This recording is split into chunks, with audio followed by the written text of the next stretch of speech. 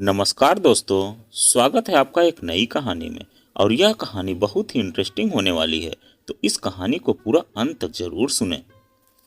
बच्चों वाला अधेड़ उम्र का विदुर अगर शादी करे तो उसे यह जरूर सोचना चाहिए कि बच्चे नई औरत को कैसे स्वीकार करेंगे।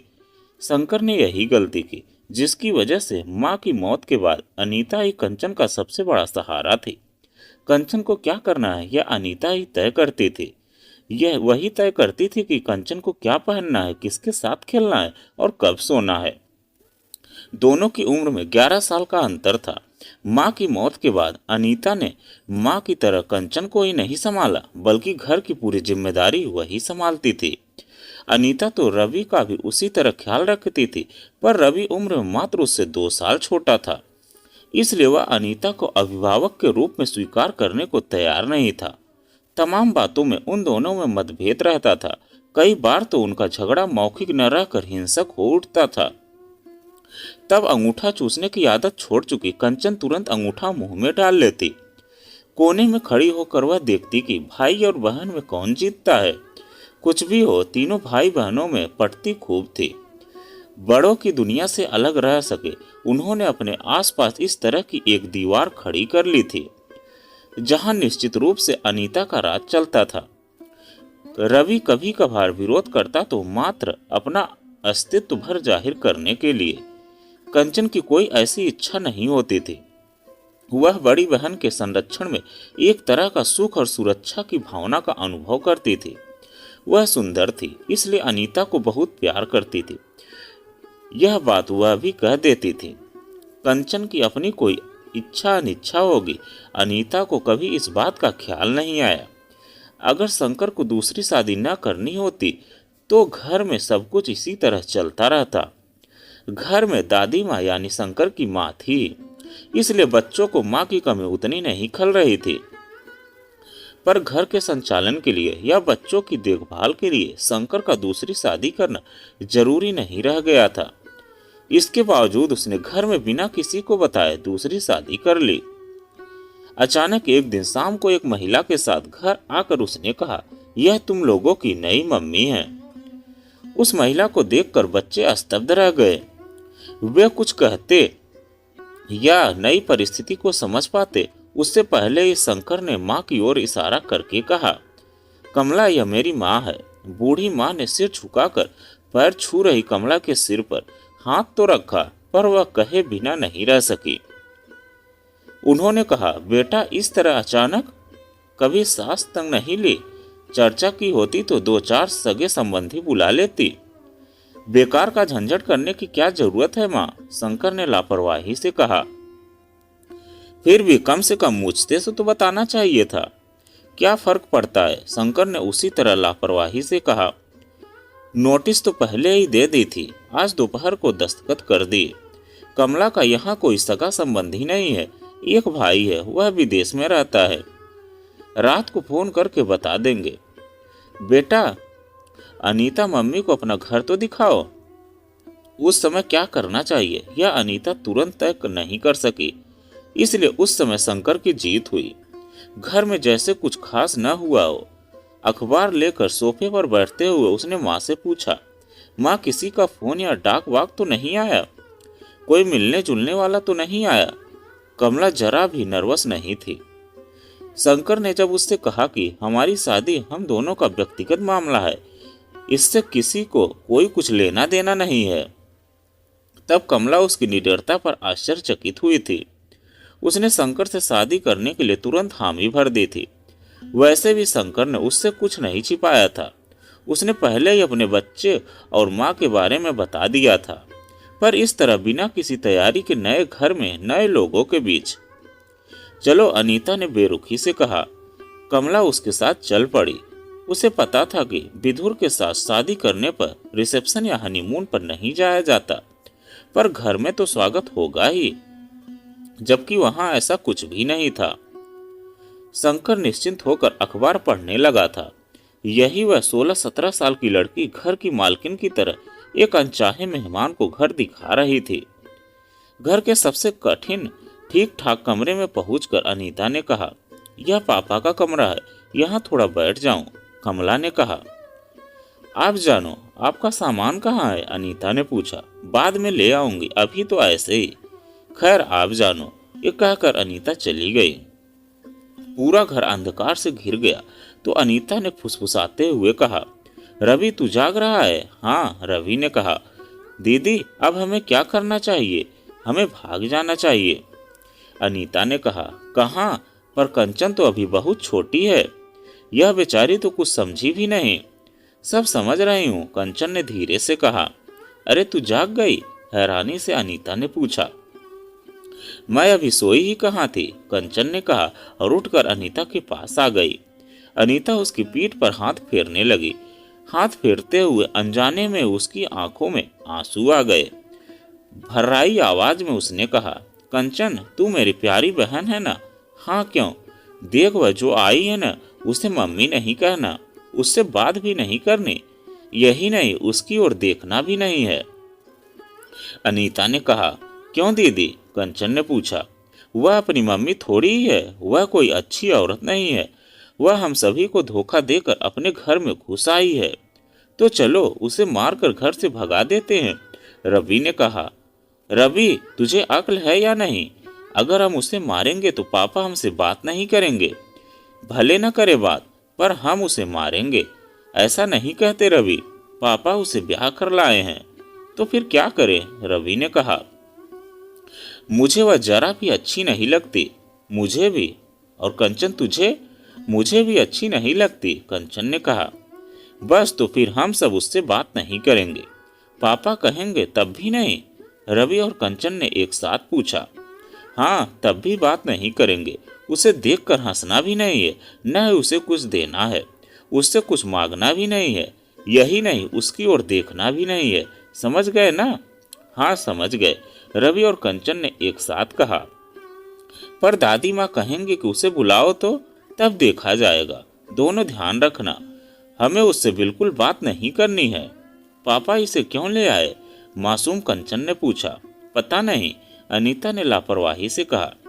दीदी एक बात कहूँ, मुझे तो अब पापा भी अच्छे नहीं लगते। मुझे भी, रवि ने कहा।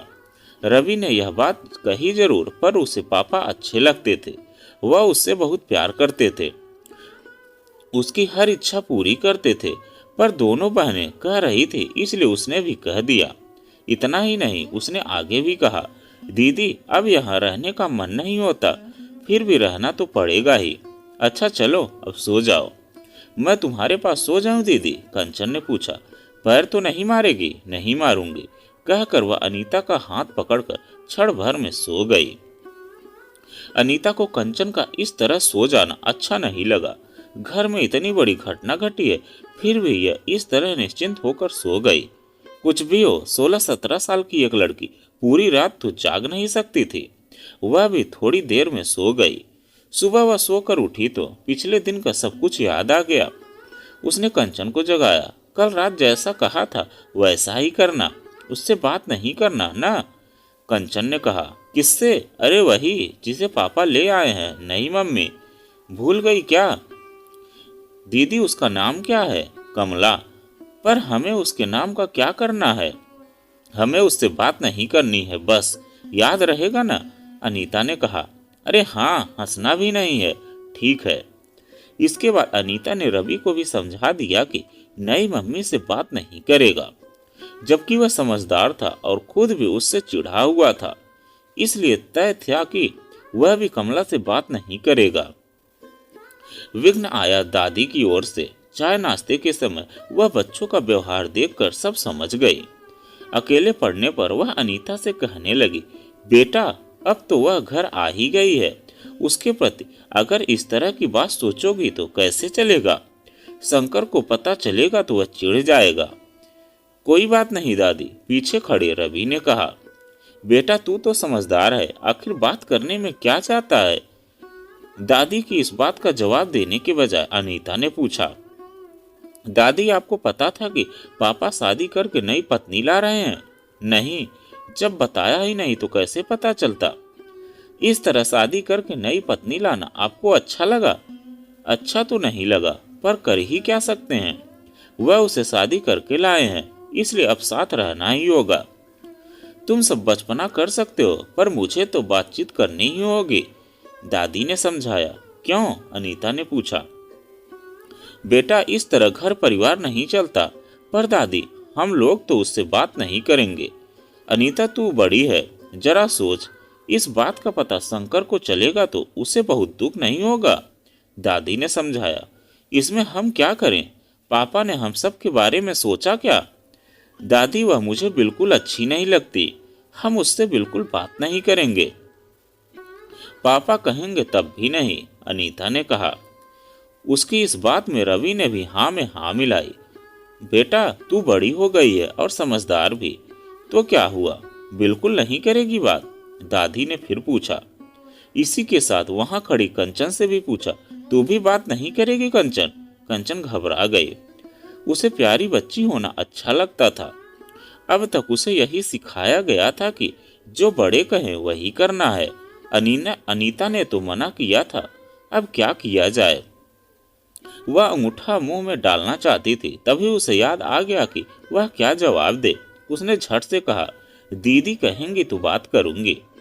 कंचन सोच रही थी कि यह सुनकर अनीता खुश हो जाएगी, पर खुश होने के बजाय अनीता ने आंखें दिखाई तो कंचन हड़बड़ा गई।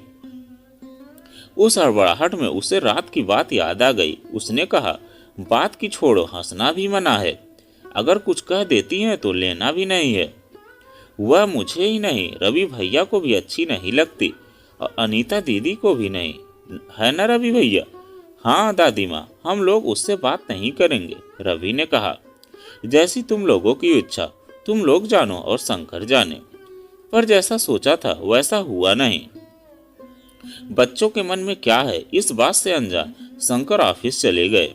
जाते जाते कमला से कहा था कि वह चिंता न करे, जल्द ही सब ठीक हो जाएगा। कमला ने ऑफिस से 2 दिनों की छुट्टी ले रखी थी। नया घर जिसमें 3 बच्चों के मौन का बोझ उसे असहाय लगने लगा। उसे लगा उसने छुट्टी न ली होती तो अच्छा रहता। शंकर के साथ वह भी अपने ऑफिस चली गई होती। शंकर उसे अच्छा तो लग रहा था, पर 40 की उम्र में ब्याह करना उसे खलने लगा था। बाल बच्चों वाला एक परिवार साथ में, बड़ों की छत्र छाया और एक समझदार आदमी का जिंदगी भर का साथ, उसने हामी भर दी और इस अनजान घर में आ गई। पहले से परिचय की क्या जरूरत है, शंकर ने मना कर दिया था। उसने कहा था, जानती हो कमला, अचानक आक्रमण से विजय मिलती है। अगर पहले से बात करेंगे तो रुकावटें आ सकती है, बच्चे भी पूर्वाग्रह में बंध जाएंगे। तुम एक बार किसी से मिलो और उसे अच्छी न लगो, ऐसा नहीं हो सकता। यह अलग बात है कि तुम्हें मेरे बच्चे न अच्छे लगे। तब कमला ने खुश होकर कहा था, तुम्हारे बच्चे तो अच्छे लगेंगे ही। बस बात खत्म हो गई। अब शादी कर लेते हैं, शंकर ने कहा। फिर दोनों ने शादी कर ली। कमला ने पहला दिन तो अपना सामान लाने और उसे रखने में बिता दिया था, पर चैन नहीं पड़ रहा था। बच्चे सचमुच बहुत सुंदर थे, पर उससे बिल्कुल बात नहीं कर रहे थे, चॉकलेट भी नहीं ली थी। बड़ी बेटी ने स्थिर नजरों से देखते हुए कहा था, मेरे दांत खराब हैं। यह सुनकर कमला ढीली पड़ गई थी। शंकर से शिकायत करने का कोई मतलब नहीं था। वह बच्चों से बात करने के लिए कह सकता है। बच्चे बात तो करेंगे, पर उसके मन में सम्मान के बजाय उपेक्षा ज्यादा होगी।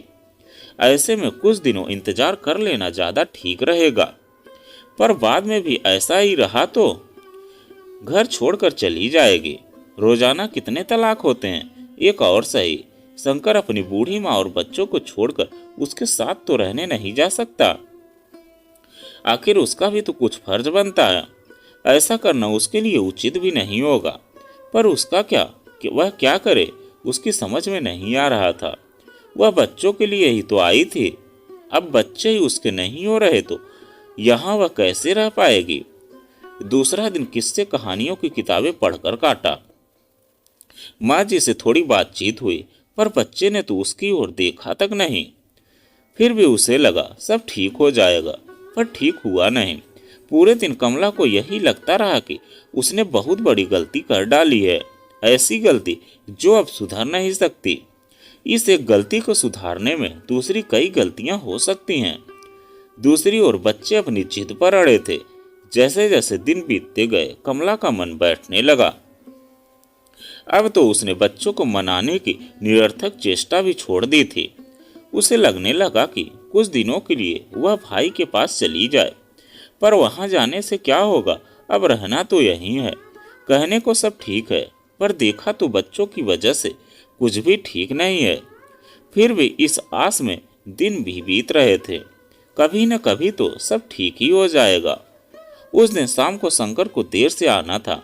उदास मन से कमला गैलरी में आकर बैठ गई। तभी अचानक उसका मन रेलिंग पर सिर रखकर खूब रोने को हुआ। कितनी देर हो गई उसे याद ही नहीं रहा। अचानक उसके बगल से आवाज आई, आप रोइए मत। यह सुनकर कमला ने चौंक कर देखा तो कंचन खड़ी थी। उसके हाथ में थामा चाय का प्याला रखते हुए कहा, रोइए मत, इसे पी लीजिए। ममता से अभिभूत होकर कमला ने कंचन को खींचकर गोद में बैठाकर सीने से लगा लिया। इसके बाद उसके गोरे चिकने गालों को चूम कर वह सोचने लगी, अब मैं मर भी जाऊं तो कोई चिंता नहीं है। तभी कंचन ने कमला के सिर पर हाथ रखकर सहलाते हुए कहा, मैं तुम्हारी मम्मी ही तो हूं, इसलिए तुम मम्मी कह सकती हो। पर दीदी ने मना किया था, कंचन ने कहा। क्यों? मन का बोझ झटकते हुए कमला ने पूछा। दीदी आपसे और पापा से नाराज है। क्यों? कमला ने फिर वही दोहराया। पता नहीं, तुम मान गई ना, अब दीदी को भी मैं मना लूंगी। खुद को संभालते हुए बड़े ही आत्मविश्वास के साथ कमला ने कहा। कमला की आंखों में झांकते हुए कंचन ने कहा, अब मैं जाऊं? ठीक है, जाओ। कमला ने प्यार से कहा। अब आप रोगी तो नहीं? कंचन ने पूछा। नहीं, तुम जैसी प्यारी बेटी को पाकर भला कोई कैसे रोएगा। छोटे छोटे पग भरती कंचन चली गई। नन्ही कंचन को बेवफाई का मतलब भले ही नहीं पता था, पर उसके मन में एक बोझ सा जरूर था। उसने बहन से वादा जो किया था कि वह दूसरी माँ से बात नहीं करेगी, पर कमला को रोती देखकर वह खुद को रोक नहीं पाई और बड़ी बहन से किए वादे को भूलकर दूसरी माँ के आंसू पोंछने पहुंच गई। जाते हुए कंचन बार बार पलटकर कमला को देख रही थी। शायद बड़ी बहन से की गई बेवफाई का बोझ वह सहन नहीं कर पा रही थी, इसलिए उसके कदम आगे नहीं बढ़ रहे थे। और फिर जाकर उसने अपनी बड़ी बहन को समझाया और फिर बड़ी बहन भी मान गई और फिर दोनों कमला के साथ रहने लगी और अच्छे से बात भी करने लगी। तो दोस्तों, यह कहानी आपको कैसी लगी कमेंट में लिखकर जरूर बताइएगा। अगर आप हमारे चैनल पर नए हैं तो प्लीज़ चैनल को सब्सक्राइब कीजिएगा और वीडियो को एक लाइक कीजिएगा। तो चलिए मिलते हैं एक नई कहानी के साथ में एक नए वीडियो में।